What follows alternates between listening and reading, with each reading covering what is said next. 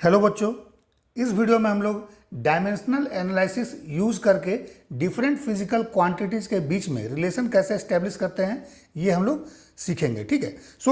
जब अगर पूछा जाता है कि what is the use of dimensional analysis, उसमें जितने भी पॉइंट हम लोग मेंशन करते हैं उसमें से एक पॉइंट ये भी है to establish a relation between different physical quantities. ठीक है। मीन्स डायमेंशनल एनालिसिस यूज करके हम लोग डिफरेंट फिजिकल क्वांटिटीज के बीच में रिलेशन एस्टेब्लिश करते हैं। ये डायमेंशनल एनालिसिस का एक यूज है। ठीक है। इस वीडियो में हम लोग इस यूज के बारे में समझेंगे कि इसको हम लोग कैसे यूज करते हैं डिफरेंट फिजिकल क्वांटिटीज के बीच में रिलेशन एस्टेब्लिश करने के लिए। ठीक है। देखिए, दो तरह का यूनिट होता है, एक हमारे पास है डिराइव्ड यूनिट और एक है फंडामेंटल यूनिट। ठीक है। फंडामेंटल यूनिट का अगर डायमेंशन देखेंगे मास को हम लोग m से रिप्रेजेंट करते हैं। ठीक है। लेंथ को हम लोग l से रिप्रेजेंट करते हैं, टाइम को हम लोग t से रिप्रेजेंट करते हैं। ठीक है। करंट को हम लोग a से रिप्रेजेंट करते हैं। ठीक है। टेम्परेचर को हम लोग केल्विन लिखते हैं। देन फिर ल्यूमिनस इंटेंसिटी है CD से रिप्रेजेंट करते हैं। देन अमाउंट ऑफ सब्सटेंस, इसको हम लोग n से रिप्रेजेंट करते हैं। ठीक है। These are the fundamental quantities और उसका डायमेंशन। ठीक है। मास का डायमेंशन हम लोग केजी है, यूनिट केजी है, और उसको हम लोग m से रिप्रेजेंट करते हैं। ठीक है। देन अगर डिस्टेंस देखेंगे हम लोग, ठीक है, उसका यूनिट क्या होता है, मीटर होता है, और मीटर का डायमेंशन हम लोग l लिखते हैं। ठीक है। देन फिर टाइम का यूनिट सेकेंड होता है, और सेकेंड को हम लोग रिप्रेजेंट करते हैं डायमेंशन t से। ठीक है। करंट का एम्पियर, ठीक है, और उसको a से रिप्रेजेंट करते हैं। टेम्परेचर के लिए हम लोग यूनिट केल्विन है, और केल्विन को हम लोग k से रिप्रेजेंट करते हैं। ल्यूमिनस इंटेंसिटी, उसका यूनिट होता है कैंडेला, उसको हम लोग CD से रिप्रेजेंट करते हैं। और अमाउंट ऑफ सब्सटेंस, इसका यूनिट होता है मोल, और हम लोग इसको n से रिप्रेजेंट करते हैं। ठीक है। These are the dimension of fundamental unit. ये क्या है, डायमेंशन ऑफ फंडामेंटल यूनिट। ठीक है। फंडामेंटल यूनिट, ठीक है, ये इसका डायमेंशन है। ठीक है। अगर डिराइव्ड यूनिट, कोई भी डिराइव्ड यूनिट है, उसका डायमेंशन हम लोगों को लिखना है, डिराइव्ड यूनिट। ठीक है। डिराइव्ड यूनिट, ठीक है, इसका अगर हम लोगों को डायमेंशन, किसी भी डिराइव्ड यूनिट का डायमेंशन लिखना है, क्योंकि ये फंडामेंटल है। इसके बाद जितने भी यूनिट है, चाहे वो मीटर पर सेकेंड हो, चाहे वो फोर्स का न्यूटन हो, फिर एनर्जी का जाउल हो। ठीक है। जितना भी ये डिराइव्ड यूनिट है, इसका डायमेंशन अगर हम लोग लिखते हैं, हम लोग क्या करते हैं, जो फंडामेंटल यूनिट है, ठीक है, इसी के डायमेंशन का पावर को हम लोग रेज करते हैं। ठीक है। ये बेसिक कंसेप्ट है। जैसे अगर डिराइव्ड यूनिट हमारे पास, मान लीजिए डिराइव्ड फिजिकल क्वांटिटी, अगर हमारे पास कोई वेलोसिटी है, let's say it is velocity, ठीक है, v। ठीक है। इसका यूनिट क्या हो जाएगा, unit of this physical quantity that is velocity, that is metre per second. ठीक है। ये इसका यूनिट है, मीन्स मीटर पर सेकेंड। ठीक है। इस मीटर पर सेकेंड को, इस फिजिकल क्वांटिटी जो कि वेलोसिटी है, इसका यूनिट मीटर पर सेकेंड, ठीक है, मीटर पर सेकेंड है। इस मीटर पर सेकेंड का डायमेंशन लिखने के लिए हम लोग क्या करेंगे, इस फिजिकल फंडामेंटल क्वांटिटीज, ठीक है, इसके यूनिट के डायमेंशन को हम लोग यूज करेंगे। ठीक है। मान लीजिए मीटर पर सेकेंड है, हम लोग कैसे लिखेंगे, मीटर के लिए हम लोग, देखिए यहां पर लेंथ है l, हम लोग लिखेंगे l। ठीक है। देन सेकेंड किसके लिए होता है, टाइम के लिए। टाइम का डायमेंशन क्या है, t है। इसको हम लोग लिखेंगे t का पावर पर सेकेंड है, t का पावर -1। अब मास इसमें इन्वॉल्व नहीं है, kg इन्वॉल्व नहीं है, दैट इज m का पावर 0। कहने का मतलब है कि अगर डिराइव्ड यूनिट का डायमेंशन आपको लिखना है, तो फंडामेंटल यूनिट के डायमेंशन के पावर को ही हम लोग रेज करते हैं। ठीक है। यहां पर हम लोगों ने क्या किया, जो फंडामेंटल यूनिट मीटर है, ठीक है, मीटर के डायमेंशन को हमने लिखा और उसके पावर को हमने 1 किया। ठीक है। देन सेकेंड पर सेकेंड है, तो सेकेंड एक यूनिट है टाइम का, जो कि फंडामेंटल यूनिट है, उसके डायमेंशन को t को हमने कितना रेज किया, पावर -1, क्योंकि यहाँ पर सेकेंड है। ठीक है। देन मास इन्वॉल्व नहीं है, तो मास के डायमेंशन के पावर को हम लोगों ने कितना रेज किया, 0। ठीक है। ये ओवरऑल मिला के हमारे पास क्या हो गया, डायमेंशन आ गया एक फिजिकल क्वांटिटी का, जो कि वेलोसिटी है। ठीक है। इसका डायमेंशन हमारे पास यहाँ a आ गया। अगर डिराइव्ड यूनिट का डायमेंशन लिखना है, डिराइव्ड यूनिट का डायमेंशन हम लोग फंडामेंटल यूनिट के डायमेंशन के पावर को रेज करके ही लिखते हैं। ठीक है। सो ये बेसिक कंसेप्ट है। और अगर मान लीजिए हमें डिफरेंट फिजिकल क्वांटिटीज के बीच में रिलेशन एस्टैब्लिश करना है, तो सबसे पहले कोई भी फिजिकल क्वांटिटी जिसका रिलेशन आप निकालना चाहते हैं उसका डिपेंडेंसी दूसरे फिजिकल क्वांटिटीज पे क्या है ये पता होना चाहिए। ठीक है, जैसे फॉर एग्जाम्पल यहां पर हम लोग देखते हैं, फॉर एग्जाम्पल, ठीक है, example time period of oscillation, time period of oscillation of simple pendulum, ठीक है, बोला गया time period of oscillation of simple pendulum, इसका रिलेशन डिराइव कीजिए यूजिंग डायमेंशनल एनालिसिस। ठीक है, सो एक यूज हो गया आपका डायमेंशनल एनालिसिस का। सो कैसे हम लोग निकालेंगे? सो सबसे पहले देखिए टाइम पीरियड का डिपेंडेंस आपका पता होना चाहिए कि ये टाइम पीरियड जो है सिंपल पेंडुलम का, ये किस किस अनदर फिजिकल क्वांटिटीज पर डिपेंड करता है। सो देखिए मान लीजिए सिंपल पेंडुलम है, this is the simple pendulum. So simple pendulum में पहला क्या है? ये तो बॉब है। सो बॉब का मास गिवन होता है, देन लेंथ ऑफ जिस थ्रेड से ये बॉब हैंग है, इस थ्रेड का लेंथ हमें पता होना चाहिए। ठीक है, then further acceleration due to gravity पर ये डिपेंड करता है, सो जी पता होना चाहिए। सो ये 3 क्वांटिटीज है जिस पर ये डिपेंड कर रहा है। देन फर्दर इसका ऑसिलेशन होगा। सो ऑसिलेशन होगा तो इसका मूवमेंट किस तरह से होगा? ये यहाँ पर है, सो उसके बाद मान लीजिए यहाँ पर चला गया, फिर इस पोजीशन पर आ गया। ठीक है, सो इस तरह से इसका मोशन होता है ना, इस डायरेक्शन में, देन इस डायरेक्शन में, इस तरह से स्विंग करता है। ये क्या करता है? स्विंग करता है। तो अगर ये स्विंग करेगा तो इसका एंगल थीटा, ये भी पता होना चाहिए कि थीटा पर कितना डिपेंड करता है। ठीक है, सो टाइम पीरियड बेसिकली अगर देखिएगा, let's say it is T is time period of simple pendulum, time period. ठीक है, time period of simple pendulum T depends on length of the thread. ठीक है, क्या है ये? लेंथ ऑफ थ्रेड है, जिस थ्रेड से इसको हैंग किया गया है, या लेंथ ऑफ स्ट्रिंग है। ठीक है, इस पर डिपेंड करता है। देन किस पर डिपेंड करता है? ये जी पर, that is the acceleration due to gravity. ठीक है, देन फर्दर किस पर डिपेंड किया? ये theta, that is the angle of swing. ठीक है, देन फर्दर किस पर डिपेंड किया? M, that is the mass of bob. ठीक है, बॉब है ये, BOB, बॉब ऑफ पेंडुलम। ठीक है, सो अगर किसी भी रिलेशन को आपको डेवलप करना है, मान लीजिए टाइम पीरियड का रिलेशन आपको निकालना है सिंपल पेंडुलम का, तो आपको पता होना चाहिए कि टाइम पीरियड पहले तो किस पे डिपेंड कर रहा है। अगर ये नहीं गिवन होगा, ये नहीं पता है, सो हम लोग फिजिकल रिलेशन नहीं निकाल सकते हैं। So this is one of the demerit. अगर आप डायमेंशनल एनालिसिस का डिमेरिट देखिएगा, list of demerits, what are the demerits of dimensional analysis, so this is one of the demerit कि किसी भी फिजिकल क्वांटिटी के रिलेशन को निकालने के लिए सबसे पहले हमें उस फिजिकल क्वांटिटी का डिपेंडेंस पता होना चाहिए कि वो किस किस अनदर क्वांटिटी पर डिपेंड करता है। अगर हमें नहीं पता है कि एक फिजिकल क्वांटिटी किस किस फिजिकल क्वांटिटी पर डिपेंड कर रहा है, सो हम लोग उसका रिलेशन डेवलप नहीं कर सकते हैं। ठीक है, जैसे अगर आपको बोला गया काइनेटिक एनर्जी का रिलेशन निकालिए, तो आप काइनेटिक एनर्जी का रिलेशन डायमेंशनल एनालिसिस यूज करके तब तक नहीं निकाल सकते हैं जब तक कि आपको पहले से नहीं पता हो कि काइनेटिक एनर्जी मास पे डिपेंड करता है बॉडी का और वेलोसिटी पे डिपेंड करता है। अगर आपको पता है तभी आप कर सकते हैं। सो ये तो नॉन फॉर्मूला है, kinetic energy equal to ½ mv² and time period of simple pendulum that is T equal to 2π√L/g। ये सिंपल फॉर्मूला है, ये सभी को पता होता है। लेकिन कोई ऐसा क्वेश्चन एग्जाम में अगर आता है जिसका आपको रिलेशन डेवलप करना है, तो देखिएगा क्वेश्चन में आपको जरूर गिवन होगा कि ये फिजिकल क्वांटिटी इस फिजिकल क्वांटिटीज पर डिपेंड कर रहा है, तो आप इसका रिलेशन यूजिंग डायमेंशनल एनालिसिस निकालिए।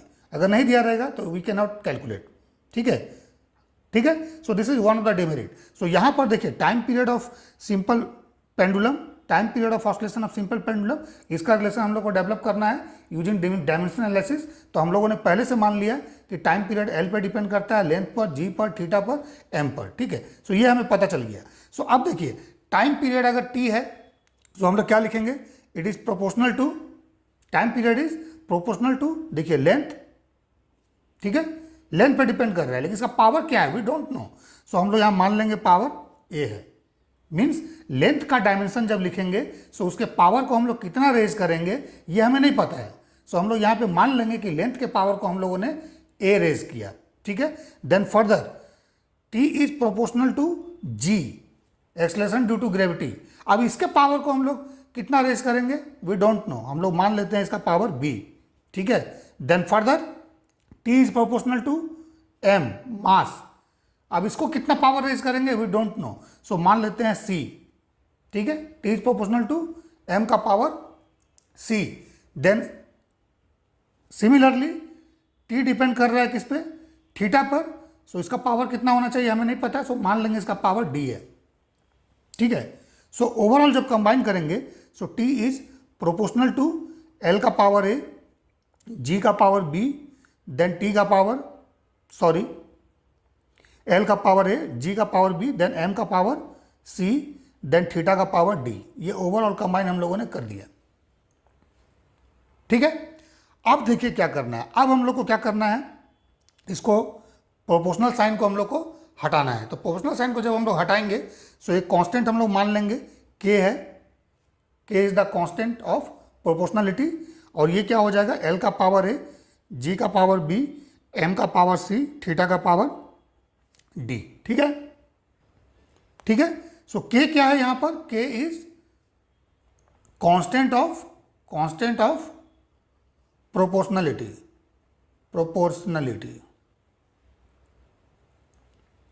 ठीक है। कांस्टेंट ऑफ प्रोपोर्शनलिटी के हम लोगों ने माना। सो कांस्टेंट ऑफ प्रोपोर्शनलिटी हम लोगों ने माना है, सो ये क्या हो जाएगा, डायमेंशन लेस, ठीक है। ये डायमेंशन लेस कांस्टेंट हो जाएगा। सो इसके बारे में हम लोगों को टेंशन नहीं लेना है, डायमेंशन लेस कांस्टेंट है, ठीक है। सो अब देखिए टाइम टी है, सो टी का जब डायमेंशन लिखेंगे सो टी का डायमेंशन क्या होगा, यूनिट इसका टाइम का यूनिट सेकेंड है, और सेकेंड का जब डायमेंशन हम लिखेंगे सो हम लोग क्या लिखेंगे टी, ठीक है। सो इसका पावर कितना होगा 1 होगा, ठीक है। देन जब राइट हैंड साइड का डायमेंशन लिखेंगे तो के तो डायमेंशन लेस हो गया, ठीक है। लेंथ का डायमेंशन क्या होता है, लेंथ का यूनिट मीटर होता है, ठीक है। और मीटर का डायमेंशन एल होता है, इसके पावर को हम लोग ए रेज किए, ठीक है। Then g acceleration due to gravity है, इसका यूनिट क्या होगा, मीटर पर सेकेंड स्क्वायर, ठीक है। So metre per second square का डायमेंशन हम लोग लिखेंगे फंडामेंटल यूनिट के डायमेंशन को यूज करके। So metre per second square, that means metre के लिए हम लोग क्या लिखेंगे, एल लेंथ है, then per second square, so t का पावर -2, ठीक है। टी फॉर टाइम और इसका पावर -2। अब इसके पावर को हम लोग रेज करेंगे कितना, बी, जैसे हम लोगों ने यहाँ पे माना है जी का power B, metre per second square, सो metre per second square dimension लिख दिया, इसके पावर को हम लोगों ने बी रेज कर दिया। देन मास का एम हो गया, इसके पावर को सी रेज कर देंगे। अब थीटा क्या है, थीटा एक डायमेंशन लेस क्वांटिटी है, ठीक है। एंगल का डायमेंशन नहीं होता है, एंगल नो डायमेंशन, ठीक है, नो डायमेंशन, ठीक है। एंगल का डायमेंशन नहीं होता है, सो एंगल के डायमेंशन को हम लोग क्या करेंगे, नहीं लिखेंगे, ठीक है। याद रखिएगा इसको, this is one of the demerit. अगर आपको डिमेरिट पूछा जाएगा सो एक डिमेरिट तो मैंने बता दिया कि सबसे पहले फिजिकल रिलेशन हम लोग तभी डेवलप कर सकते हैं जब एक फिजिकल क्वांटिटी का दूसरे फिजिकल क्वांटिटी पर क्या क्या डिपेंडेंसी है पता होगा, तभी हम लोग उसका रिलेशन डेवलप कर सकते हैं। देन फर्दर ट्रिग्नोमेट्रिकल एंगल का कोई डायमेंशन इंफॉर्मेशन हमें नहीं मिलता है, सो इसको हम लोग डायमेंशन लेस मान के चलते हैं, ठीक है, ठीक है। सो अब देखिए ये हम लोगों ने डायमेंशन लिख दिया, इसका डायमेंशन का टर्म में इस इक्वेशन को हम लोगों ने लिख दिया। सो अब लेफ्ट हैंड साइड में देखिए टी का पावर 1 है, ठीक है, और राइट हैंड साइड में जितना टी, जितना एल, जितना एम है सबको एक साथ लिखिए। सो देखिए यहाँ पर एल लिखा हम लोगों ने, इसके पावर को ए, और यहाँ एल का पावर बी है, सो ए प्लस बी हो जाएगा। देन टी का पावर क्या होगा, -2b हो गया। देन एम का पावर सी, ठीक है। सो अगर ये relation, if this relation is dimensionally correct, अगर ये रिलेशन डायमेंशनली करेक्ट है सो दोनों साइड जो डायमेंशन है वो सेम होना चाहिए। सो डायमेंशन अगर दोनों साइड का सेम है, सो जितना भी डायमेंशन का पावर देख रहे हैं, लेंथ का पावर a प्लस बी है, सो इसको लेफ्ट हैंड से हम लोग इक्वेट करेंगे। सो लेफ्ट हैंड में देखिए l का पावर नहीं है, ठीक है। सो अगर लेफ्ट हैंड साइड में आइएगा, सो यहाँ पर l का पावर क्या है, 0 है, ठीक है। सिमिलरली यहाँ पर मास का पावर क्या है, 0 है। क्यों? क्योंकि लेफ्ट हैंड साइड में ये टर्म नहीं है, ठीक है, ये चीज़ें नहीं है। मास अब्सेंट है, लेंथ अब्सेंट है, टाइम सिर्फ और सिर्फ t होता है, ठीक है। सो t का पावर 1।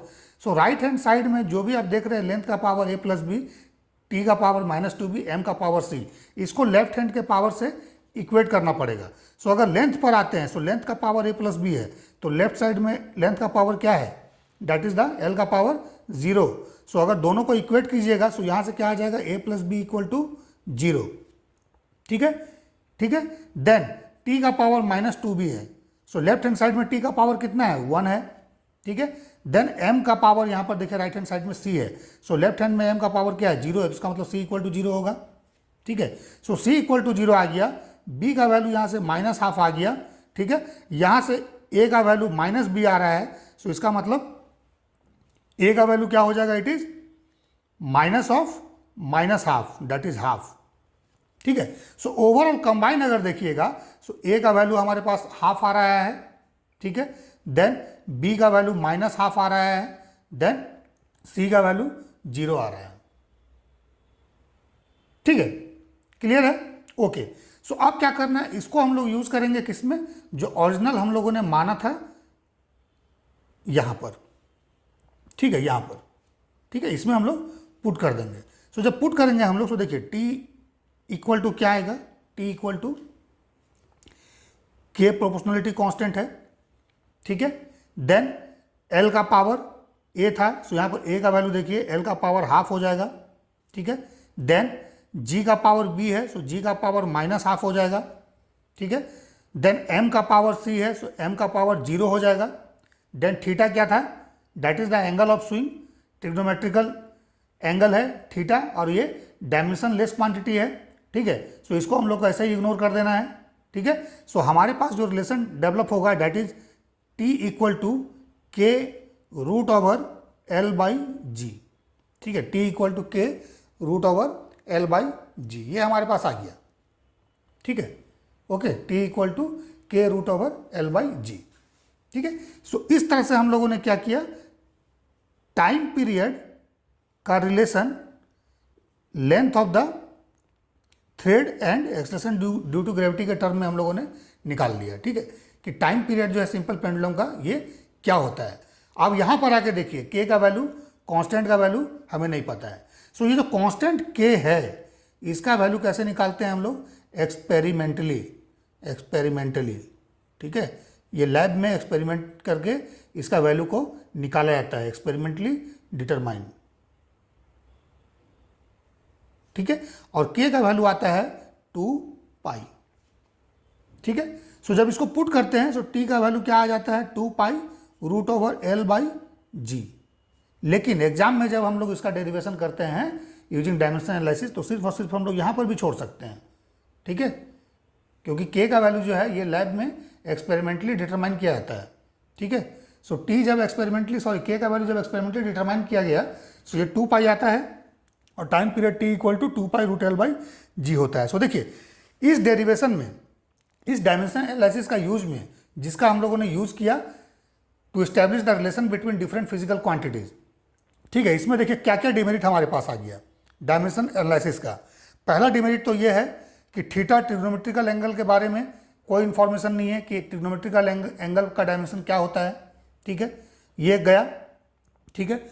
दूसरा डिमेरिट इसमें आ गया कि सबसे पहले एक फिजिकल क्वांटिटी का रिलेशन दूसरे के साथ डेवलप करने के लिए हमें पहले से पता होना चाहिए कि फिजिकल क्वांटिटी किस अनदर फिजिकल क्वांटिटी पे डिपेंड करता है।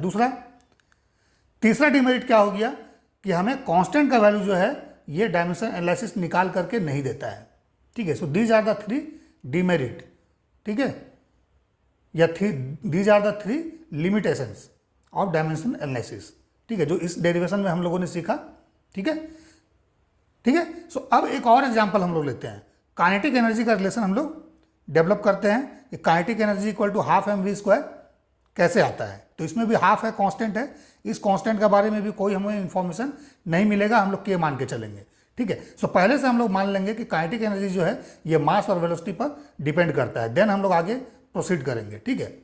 ओके, सो आइए हम लोग शुरू करते हैं, ठीक है। सो मान लेते हैं kinetic energy depends on velocity of the body that is v, ठीक है। Then further kinetic energy depends on mass m, mass of the body, ठीक है। कोई भी ऑब्जेक्ट है, दिस इज मूविंग, इसका मास m है, वेलोसिटी v है, ठीक है। सो काइनेटिक एनर्जी हम लोग मान लिए डिपेंड करता है मास पर, देन डिपेंड करता है वेलोसिटी पर, ये हम लोग पहले से मान लेंगे, ठीक है। ओके, अब हम लोग प्रोसीड करते हैं। सो काइनेटिक एनर्जी हम लोग इसको E मान लेते हैं, एनर्जी को E फॉर एनर्जी, ठीक है। So energy is proportional to velocity है, सो वेलोसिटी का पावर A मान लेते हैं, ठीक है, कि वेलोसिटी का पावर को हम लोग A रेज करेंगे। Then energy is proportional to M का पावर B, मास के पावर को हम लोग B रेज किए, ठीक है। तो ओवरऑल जब कंबाइन करेंगे, इस दोनों को लेके कंबाइन करेंगे, सो ये क्या आ जाएगा, E is proportional to V का पावर A, M का पावर B, ये हमारे पास आ गया, ठीक है। सो इक्वेशन 1 मान लीजिए। अब यहाँ से प्रोपोर्शनलिटी को हटाइए, सो एक प्रोपोर्शनलिटी कांस्टेंट K मान लीजिए, सो K V का पावर A, M का पावर B, वेयर K क्या है, K इज प्रोपोर्शनलिटी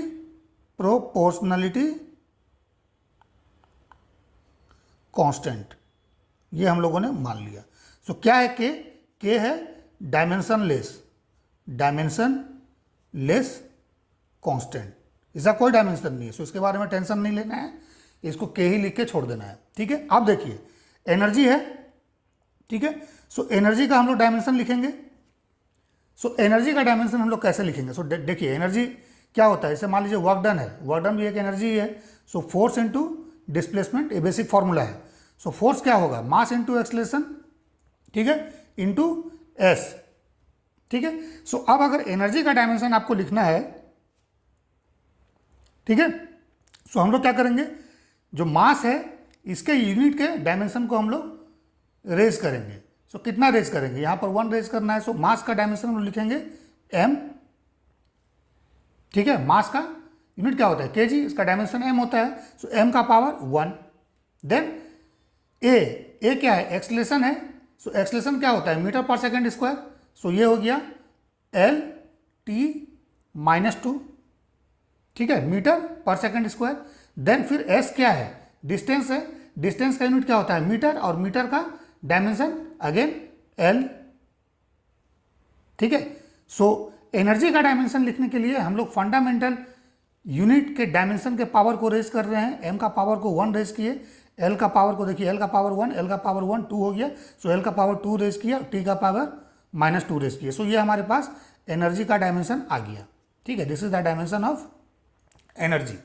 सो इसको लिख देना है, दैट इज m का पावर 1, l का पावर 2, t का पावर -2, ये हम लोगों ने लिख दिया एनर्जी का डायमेंशन, ठीक है। सो देखिए पहले से हमें पता होना चाहिए कि एनर्जी का डायमेंशन क्या है, ठीक है। उसके बाद k हम लोगों ने लिख दिया।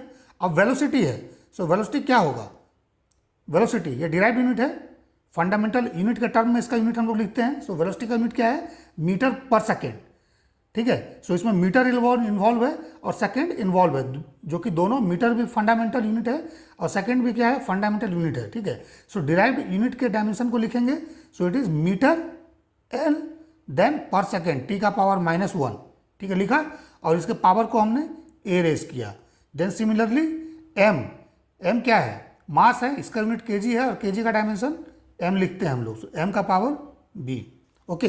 सो इसको जब हम लोग कंबाइन करेंगे, सो m का पावर 1, l का पावर 2, t का पावर -2 इक्वल टू k। देन देखिए यहाँ पर l का पावर क्या हो जाएगा, a हो जाएगा, देन t का पावर -a हो जाएगा, m का पावर b हो जाएगा, ठीक है। सो अगर इस तरह से डायमेंशन हम लोगों ने लिखा है लेफ्ट हैंड साइड और राइट हैंड साइड में, ठीक है। सो एक रिलेशन है, फिजिकल रिलेशन है। सो लेफ्ट हैंड साइड का जो डायमेंशन होगा राइट हैंड का साइड के डायमेंशन के बराबर होना चाहिए, ठीक है। सो अब एक एक यूनिट के डायमेंशन को हम लोग डायमेंशन के पावर को हम लोग इक्वेट करेंगे। सो यहाँ पर देखिए m का पावर 1 है, यहाँ m का पावर b है। सो अगर बोथ साइड इक्वल है, बोथ साइड आर सेम, सो इसका पावर दोनों का सेम होना चाहिए। इसका मतलब b क्या आ जाएगा, 1 आ जाएगा। देन l का पावर a है, यहाँ पर l का पावर 2 है, ठीक है। सो इसका मतलब a का वैल्यू क्या आएगा, 2 आना चाहिए। देन t का पावर -a है, यहाँ पर t का पावर -2 है, तो इसका मतलब क्या होगा, -a इक्वल टू -2, जिसका मतलब आ गया a का वैल्यू 2, ठीक है। सो हमारे पास ओवरऑल आ रहा है a equal to 2 and b equal to 1, ये वैल्यूज हमारे पास आ गया। अब इसको क्या करना है, इसको पुट कर देना है इस रिलेशन में। सो देखिए e इक्वल टू क्या आ गया, k, देन v का पावर a, सो v का पावर हम लोग लिख देते हैं 2, ठीक है। देन m का पावर b है, सो m का पावर 1 हो गया, ठीक है। सो हमारे पास रिलेशन आ गया e equal to k m v square, ये आ गया। इसमें कांस्टेंट अभी भी अननोन है, ठीक है। सो एक्सपेरिमेंटली फिर लिखेंगे हम लोग यहाँ पर, experimentally the value of constant k is half, या फिर लिखेंगे the value of k is experimentally determined and it comes to be half 1/2। सो इस वैल्यू को जब इसमें पुट करेंगे, सो e इक्वल टू क्या हो जाएगा, that is half m v square, ठीक है। दिस इज, ठीक है ना। सो आई होप कैसे हम लोग डायमेंशन एनालिसिस यूज करके फिजिकल रिलेशन डेवलप करते हैं ये क्लियर हो गया होगा, ठीक है। सो पहले से ये गिवन होगा कि एक फिजिकल क्वांटिटी किस किस अनदर फिजिकल क्वांटिटीज पर डिपेंड कर रहा है, ये पहले से गिवन होगा। अगर ऐसा गिवन है सो हम लोग इसको डिराइव कर सकते हैं, ठीक है। सो इसमें देखिए कितना डिमेरिट हम लोगों को पता चल गया, पहले से पता होना चाहिए ट्रिग्नोमेट्रिकल एंगल के बारे में कोई इन्फॉर्मेशन नहीं, उसका डायमेंशन के बारे में, ठीक है। कांस्टेंट का डायमेंशन हम लोग नहीं निकाल सकते हैं, इसको एक्सपेरिमेंटली डिटरमाइन किया जाता है। देन फिर जैसे यहाँ पर एनर्जी है, ठीक है, इस एनर्जी का डायमेंशन अब हम लोग पहले से मान के चल रहे हैं कि एनर्जी का डायमेंशन ये होगा, ठीक है, ओके।